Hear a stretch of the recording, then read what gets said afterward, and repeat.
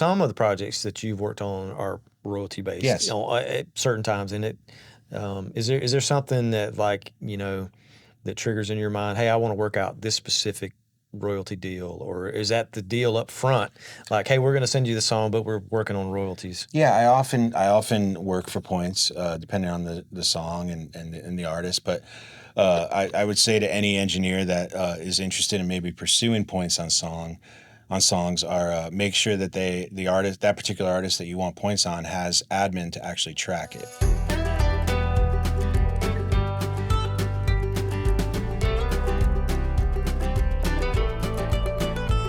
All right, everybody, this is Brad. Welcome once again to the Studio 101 Recording Podcast. And we've got the honor today to be here with the Sean Moffitt.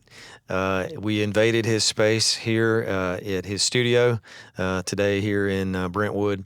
And Sean, thank you so much for allowing us to come in and steal some of your time. I know you're a busy guy. No worries, man. It's good to have you here. But we're super thankful to be able to come in and talk with you.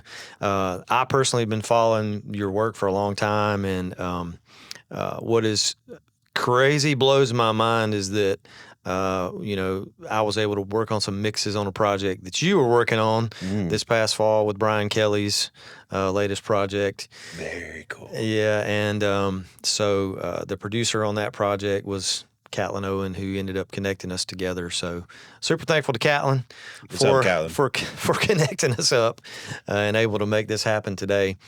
But Sean, one of the things that we do on our podcast is I love to hear like your story, and it's a little bit different than what's your favorite mix bus plugin, and what's your favorite mix template, all the things that guys typically talk about on these episodes. But like, can you give everybody an insight of like where you were born, how you got into music, how you came to Nashville and got into the mix world? Like, give us some kind of insight to what that looks like for you. Yeah, man. Well, I was born and raised in Connecticut. Lived there till I was 30, actually. And I grew up a musician. I'm a drummer.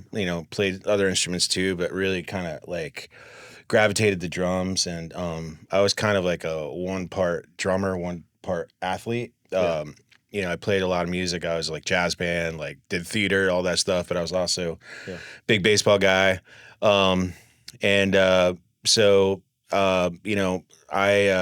tried the college thing. I actually went to college on a baseball scholarship. No way. And that is crazy. So going from baseball to the mix world, that's wild. Yeah. After freshman year, I realized that baseball was not going to be something that was going to go past college.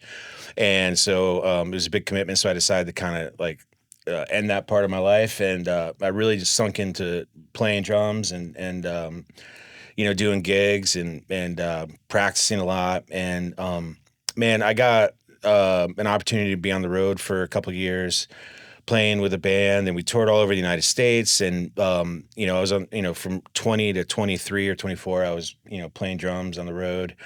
And through that, I had an opportunity, when I was like 24, 25 to record for the first time. Right. And so I set up my kit and I played, and I just got real fascinated with the other side of the glass. Right. That kind of just sparked a new interest, and so I kind of just started exploring that whole thing. And so I ended up, back in the day, there wasn't like YouTube, and there wasn't like a lot of mentorship or even like information on how to get in the business or whatever. So I ended up going to Full Sail out in Orlando. And I had some people love that stuff, some people hate it. I had an incredible experience out there and really dove in and really kind of set in that it's something I really wanted to pursue. I had so I did Full Sail, and I went back to Connecticut after that, and I the natural thing to do after like audio engineering school is to try to get an internship at a studio. That was still kind of a thing. Sure.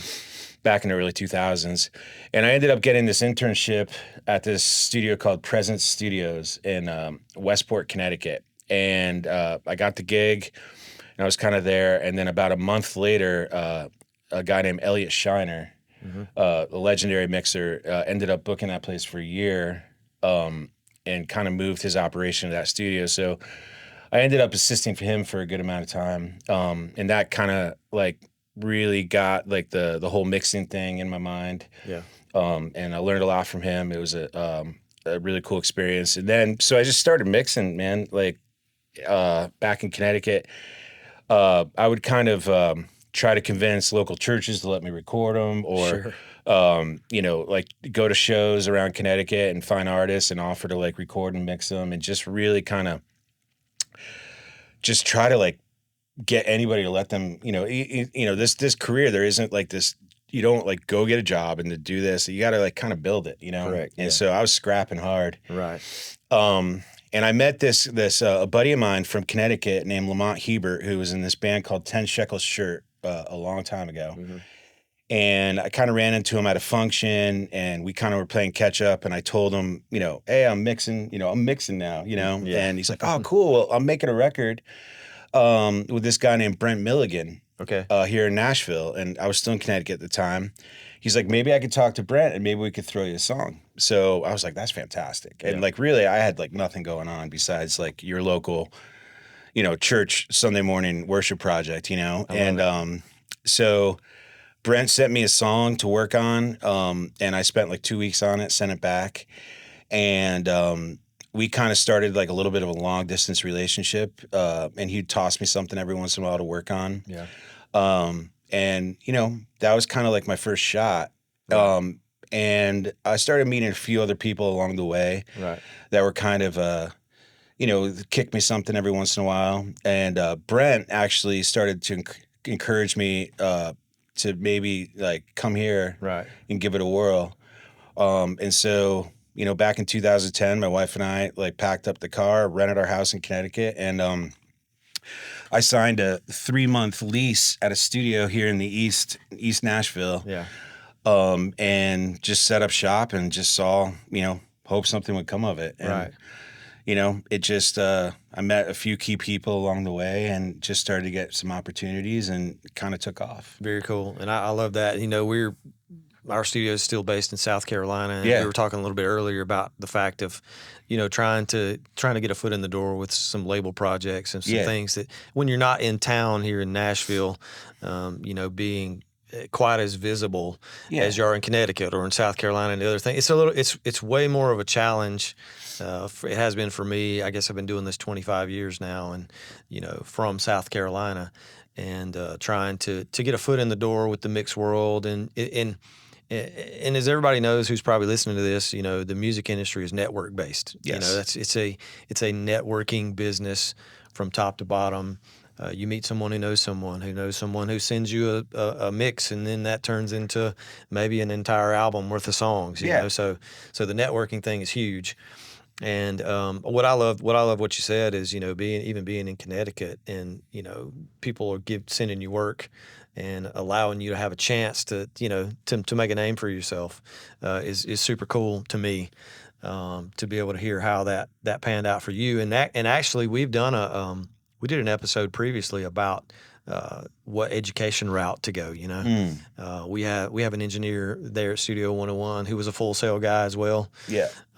We have an engineer who's a YouTube guy that came up with just watching YouTube videos, you know, to try to get a sense of like how to mix and where to start and how to produce a song and all the things, you know. So this business that we're in is incredibly intriguing to me in the way that people get from point A to point Z.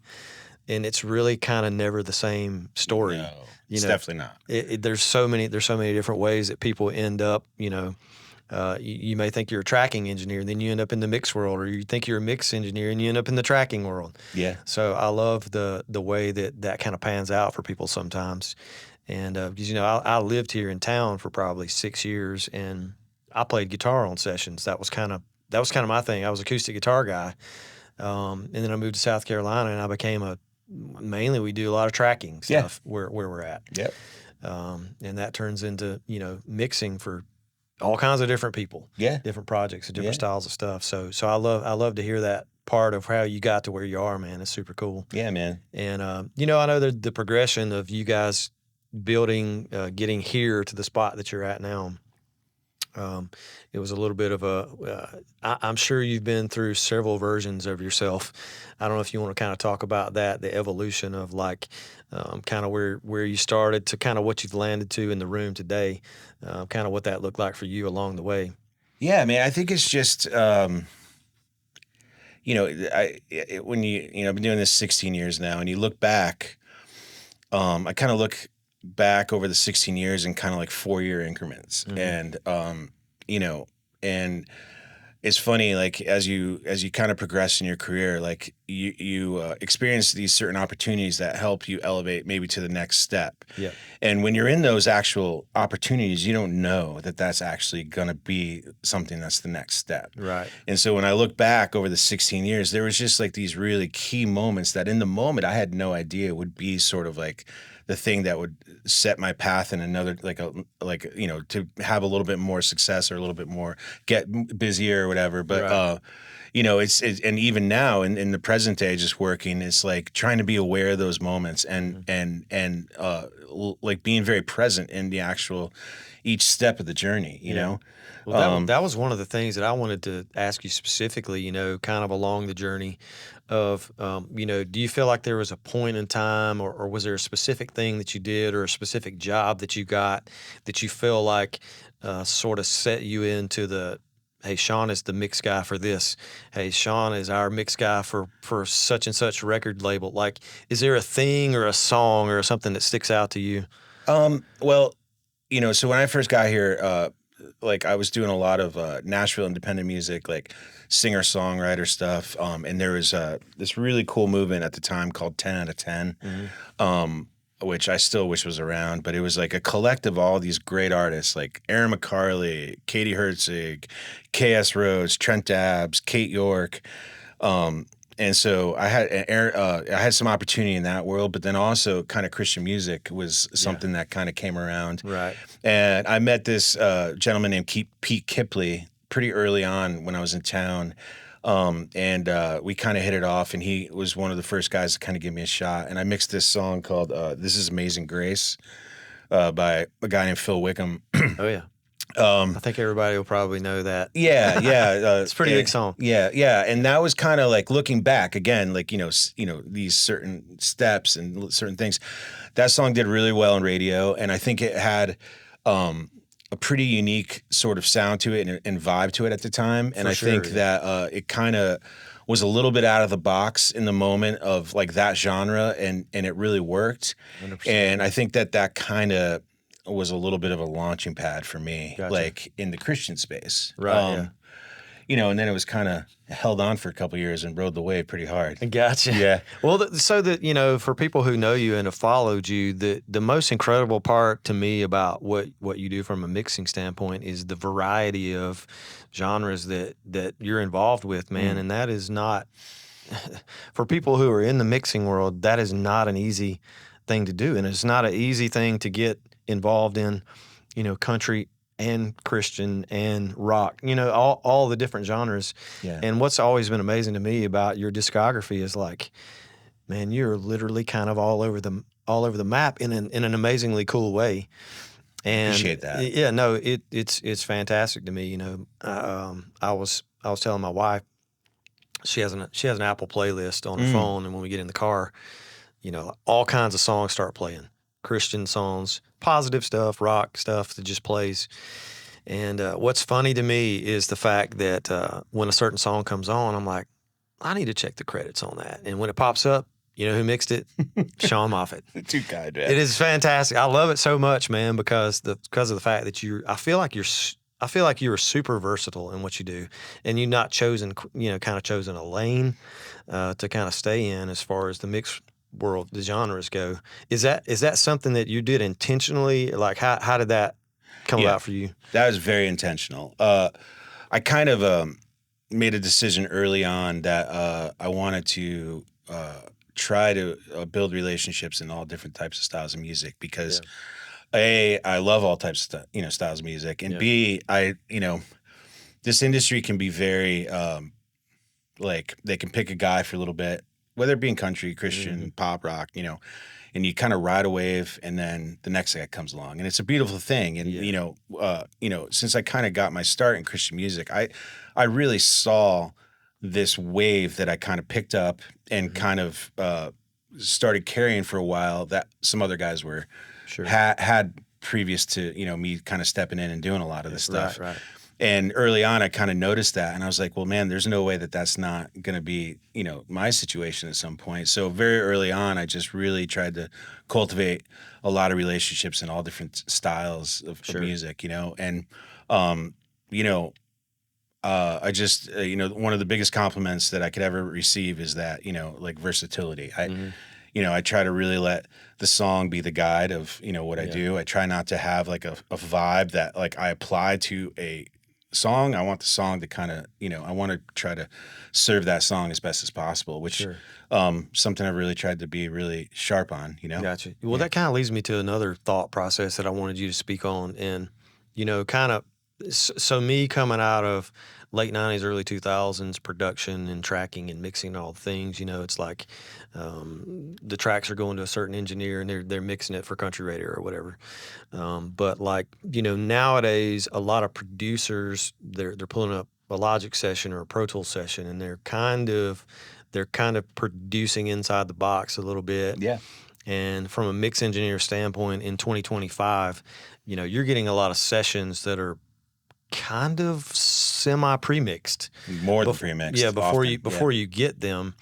Help people who might be listening to wrap their mind around kind of that process. So, does you feel like it's squashing your mix creativity? Do you feel like you're limited? Do you feel like that's an awesome thing?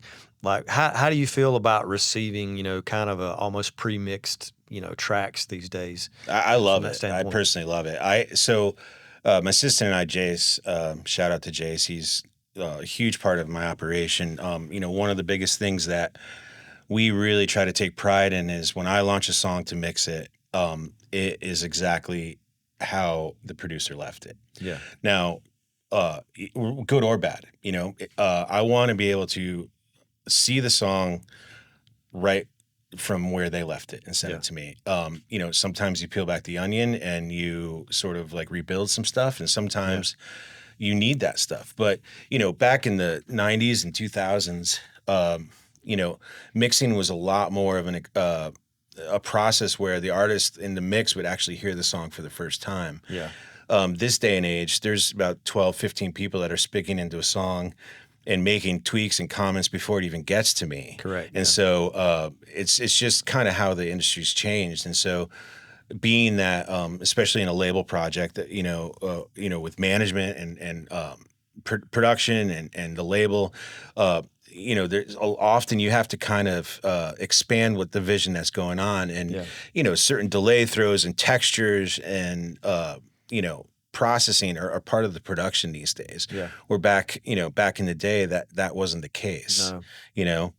So yeah, it's more just adapting, to kind of how the industry's changed over the years, and it's just songs are a lot more processed, and with technology getting as good as it is now, so many of the producers I work for are such better mixers than they give themselves credit to. Yeah, and, it's a thing, right? Yeah, it's a thing, the man. producers, yeah, and I find that the better producers are better mixers. So, it's really to serve the client, because that's the vision that they've kind of shaped, and B, like, just figure out the best way to get from point A to point B and make the team happy with the song. So, for sure, we have a prep process that's pretty strenuous, and it takes owning a lot of plugins and a lot of time and care, and Jace does a really good job of there will be often times where Jace will communicate with the producer back and forth and get certain files before I even look at it, to make sure that we really are serving their vision from the start of the mix. So as far as that the setup process goes, you have assistant Jace that's here, and he's working on those files ahead of the time. So typically now in your process, Jace has already made basically every edit that needs to be made before you get it, and you're just ready to mix. Is that how that works for you? What does the process with Jace look like for you? Basically, I have two buttons or many buttons on my monitor controller. Yeah. But Jace's job is for me to hit my mix and hit the rough and it be recalled to the rough, Gotcha. the session that I have in front of me. Gotcha. And, whether it comes from Logic, Ableton, Cubase, Nuendo, Jace's job is to get me the song exactly the way it was, how it was sent into Pro Tools, into my world, into my gear, into my sort of routing and everything. Yeah. And so that's a tall task, but he's really good at it. Yeah, no, I can imagine that would be that's a lot of work on the front end, right? Yeah. Because you're taking a Nuendo or a Logic session and recreating it into your world. Yeah. For you to make it be easier to get to the final result, Yeah, and then sometimes I'll get a song and it will be recalled to how they sent it, and I'll ask, hey, can I have dry vocals, or like, hey, this particular stem, I'd like the raw files, I'd like to do something else, but again, with the nature of the business, things are pretty far along when they get to me, so I want to kind of preserve that best I can. And, I mentioned to you before we started that, I don't really want to go down the rabbit trail of what's your favorite mix bus plugin, all the things. But like, there are some things that you have set up in the room that are super cool to me. You got the Stream Deck set up. Yes. Can you give us a 30,000-foot view of like what you have on the Stream Deck? Stream Deck does a lot of things. It's monitoring in some ways. It allows my system to be switched from stereo to Atmos by a click of a button, which is great. Yeah. Various pages have some really, like a page is just my kind of key plugins that I like. The go-to stuff. Yeah. I have aux sends set up there. Like if you're working in a track and all of a sudden you're listening to this guitar and sometimes you're like, man, I wonder if I could add a little room or delay to it. Literally the difference of having it on a click of a button versus me going in and making an aux and routing it is the difference of maybe me trying something. So Sure. it's the idea is to just be creative quick, and be able to try stuff for sure without having to like set up tracks and stuff like that. Gotcha. Stream Deck is really, really cool and powerful. It's kind of new to me over the last year, but like it's another big thing is it has a zero counter, which I love, which is basically you can select your bounce of the mix that you printed, and it gives you a minute second from the beginning of the bounce as opposed to the minute second of the session. Fantastic. So when you're getting tweaks, you can actually reference the minute second space of your mix as opposed to like having to like, because sometimes zero isn't zero in your Pro Tools session. So that's pretty cool. Yeah. And just the ability to just be a little bit more creative quicker. Right. Yeah. So what you're saying is you feel like the Stream Deck setup has allowed you to have a little bit quicker workflow overall with some things that you could do with a touch of a button. Yeah. The macros are pretty powerful. Yeah, it's pretty sweet. What it'll do. Yeah. I told you before we started that I was going to throw out what I think are some hot button topics in the mix world and the music world and all that kind of thing. So I want to throw this one out. I know you've set up the Dolby Atmos system here in your room, and I feel like personally that the Dolby Atmos spatial audio stuff is here to stay. I think it's something we're going to use going forward. Maybe give us kind of your thought process on the Dolby Atmos stuff. Maybe like the purpose of why we're doing it. Maybe like the benefits. Maybe just your personal take on like where we are with Dolby Atmos and what it means to guys who are mixing in 2025. Okay. Well, I also agree. I think Dolby Atmos is here to stay. It's become a product-driven format. Apple has implemented spatial audio into their product. Therefore, they're going to really push that. Right. That sort of content is created so that they're able to use that technology in their product. Right. Apple doesn't seem to usually remove technology from their product moving forward. No. So therefore, I believe that as long as Apple makes headphones, like there's going to be spatial audio, which will mean that spatial audio is here to stay. Sure. That said, I think it's just still the really beginning stage of what Atmos can be. For me as a mixer these days, my goal until the consumer is able to experience something that is true 714 or 914, whatever. Yeah. Like my goal with Atmos is to feed the format but to serve the stereo mix as much as possible. Gotcha. So that for me, that means I spend a lot of time making sure the binaural rendering of that stereo mix is very close to the Atmos. Gotcha. It's very close. The binaural is very close to the stereo mix. Gotcha. I understand.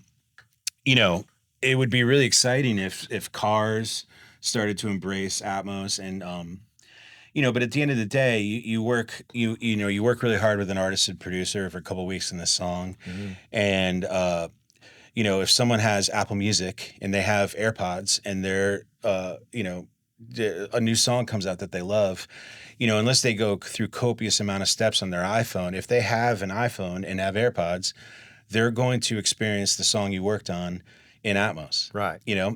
Just by default. By default. Yeah. And so that's why I'm in it, because I want to make sure that version of the song represents the hard work that the producer and the artist hired me to do. Right. So you think the format, is it going to, you hear rumors about Spotify, other formats kind of adapting. Do you think we're going to push into Spotify with Atmos? Like how's your vision for that go? I would imagine that Spotify eventually comes out with something that competes with, the immersive spatial market. Yeah. And I pretty sure it probably won't be the exact same thing as what Apple's using, right. And that'll just make it a little bit more convoluted. You're on the same train of thought that I am. So so I think it's probably coming, but it's for whatever reason it's going to be a little bit different, But the way I look at it is again, when I got into the business, it was the early 2000s, and I really experienced meeting a lot of fellas who were on consoles and tape, and having to make this transition into Pro Tools and more of a digital in the box sort of world. Sure. And it was a really daunting thing. Like some guys really crashed and burned. Some guys like really worked hard to adapt and learn and get better. The way I look at Atmos is this is the first time in about 15 years where the industry has had the shakeup again, Sure. And it was just a choice whether to adapt and be relevant and continue to push on, or stay in your own way and just stereo, and I kind of made a conscious decision to adapt and try to learn it. I'm still learning. Sure. And it's exciting in a way because there's no rules and everyone has their own style mixing in Atmos. It's a little bit of the wild west. It really is. There's no left and right pan standards. There's no any of those things that kind of we knew from a console standpoint a long time ago for a mix. Yeah, and there's not a lot of accountability either because 9 times out of the 10 the client can't really check your work in a very sort of skillful like way. So it's a lot of responsibility on the Atmos mixer to make sure it's right, because there really isn't a lot of checks and balances. Sure. But it's exciting. I think that if it's something that the consumer could experience a little bit more like you would in a room with a good Atmos setup, it could get real exciting. Yeah. But until then, my goal is to serve a great Atmos mix that kind of represents the stereo mix as best as possible. Yeah, and that's what we found in our room. When we have a client sit down in our Atmos room, the hair stands up on their arms, their eyes light up. It's a whole experience that is super difficult to describe until you sit in the mix seat and kind of experience that way. The AirPod thing for me is it feels really good. It's not that it's bad, but it's just like you said, when you feel it in the room, or what if there's a car designed with the Atmos system, that's a whole other experience on a whole another level. And it kind of is our job as mix engineers is to make it feel that great in that setting. Yeah, I mean, what a lot of people don't realize is what the consumer is listening to on Apple Music is not an Atmos mix. Mm-hmm. It's a rendered simulation of Apple's sort of opinion on what their algorithm or whatever it is. Right. So, and that also changes. So it's a little bit of a moving target. But hopefully they'll get a little bit more. There'll be a little more stability. There'll be a little bit more education. There'll be a little bit more knowledge for people to kind of dig in. But it's you got to either adapt or get out. Correct. And so. I'm in it. So. Well, no, I mean, I'll be completely honest with you. A couple of years ago when this started kind of coming to the forefront, me coming from I learned how to engineer Trident 80B, Yeah. Otari 2-inch tape machine, a huge patch bay with a big rack of gear. Like that's how I learned how to engineer. Right. So that's the world that I came out of. And when I started hearing about the Dolby thing, I'm like, man, this is such a gimmick. It's not going to happen. And I'm not doing that. I'm not going there. And then here I am 2 years later, like we built our own Dolby room, and it is one of the coolest advances in engineering in a long, long time. So, it took a little bit of, pushing to get me to get there, but I get it now. I think I really get it now. Yeah. And we're all in there at the studio in South Carolina, and cool. We're once again same as you. I feel like we're all kind of in a boat to where like we have a process, we have some things that we figured out, but there could be more. Yeah. And we're not quite there yet. And as the more we work with the spatial, field, like we're going to figure out some cool things, I think. Yeah, I think there's a lot of room to grow. Yeah. And a lot of I can't wait to learn more and more about it. For sure. So second kind of hot topic thing that you may not feel like it's a hot topic, but there's a big AI movement right now in all parts of our lives, and those things are affecting the music industry and replacement of vocals. We're creating vocals that didn't even exist, and all the things. There's some plug-in options that are AI based now that are readily available to anyone. Give me your take on what. How do you feel like the AI world is affecting positively or negatively to the music industry in 2025? I'm excited about it. I think AI technology is just like another opportunity to have a cool tool to get the job done. I utilize AI and some plugins and kind of see what it comes up with and kind of tweak along with it. I think that people who kind of like push back and get a little intimidated by that whole concept are kind of missing out on the opportunity to be like, hey, this is something that can be another tool to get the job done. Yeah. At least in my experience as a at my career, like so much of what I do is relationship based, and so I'm not really that fearful of AI because. In that regard, because I just think that so much of the process of mixing is communication with the client, and I just don't really see that being replaced. Yeah. I think that down the road there'll be some options where people can, similar to Lander back in the day, where if you want to get something done, like you can run it through an algorithm, and right. But to me, like I say, bring it on. Like I want to use AI in like everything I do every day, and I was part of a song the other day.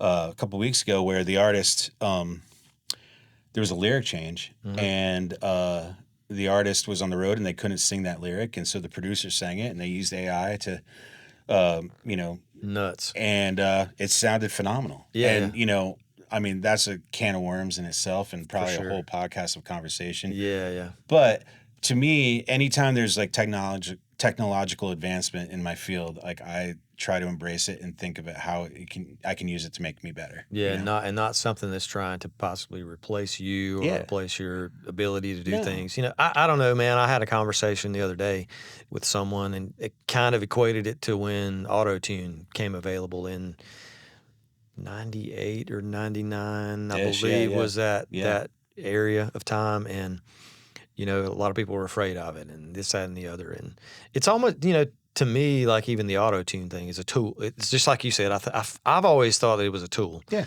Like it's a you can go straight auto-tune vocal and do all the things with it, or you can do it to help a super cool performance. Like it's, to me, it's kind of a perspective of how you look at it. Yeah. Of the tools that are available, Agreed. I'm like you. I love the. I'm kind of a technology nerd. I think I've said that before on this podcast, but like all the stuff that's coming out, all the products that have been coming out in the past couple of years are super cool to me. And I think there's got to be a way as engineers that we don't look at it with fear. I think maybe we look at it with, how can this help me do my job better? How can we serve the client better? All those things, I think that's the perspective, in my opinion, that we should be looking at all this stuff, so. Couldn't have said it better. Well, it's just an opinion, right? So I agree with you. Hey, and there was one other question that I was going to ask you that that I was super curious about. Maybe you can give some insight. What does your workload look like on a typical week or a typical month? How many songs are coming through? How many, any idea? Can you give us a perspective on what that looks like as far as your workload? It varies week to week, obviously. I would say that I'm probably looking at 1.5 to 2 songs a day, in various states. Yeah. Maybe starting one, tweaking another. Right. Some songs go down quick, some songs don't. Yeah. Some songs take experimenting and kind of ripping back and forth. But I would say that 8 or 9 songs a week usually. Killer. 20, 30 songs a month, something like that. Yeah, and and in the world where the album thing is coming back a little bit, it's not quite as a single driven world as it used to be. Yeah.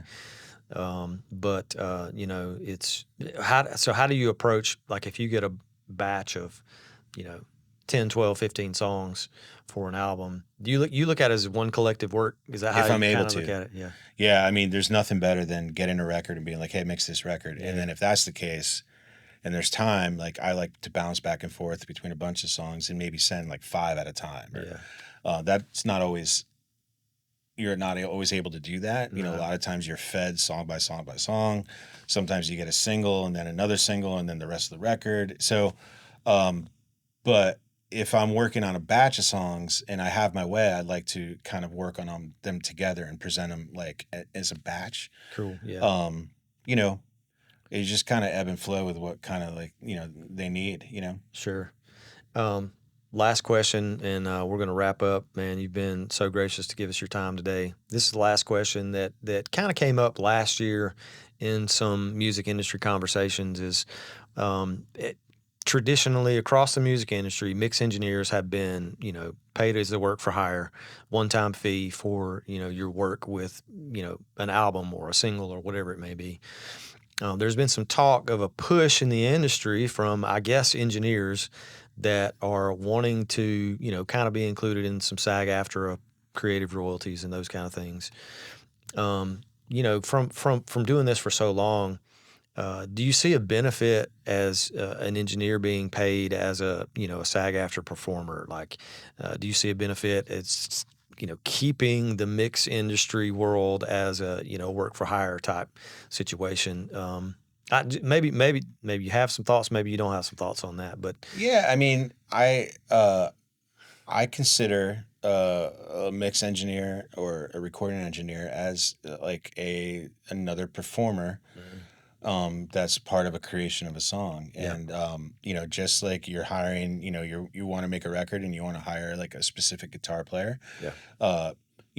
Like people hire certain mixers to do certain things. And I think it's a creative expression, just like anything else. Sure. And I think it'd be wonderful if that was included, I'm all for it. Yeah.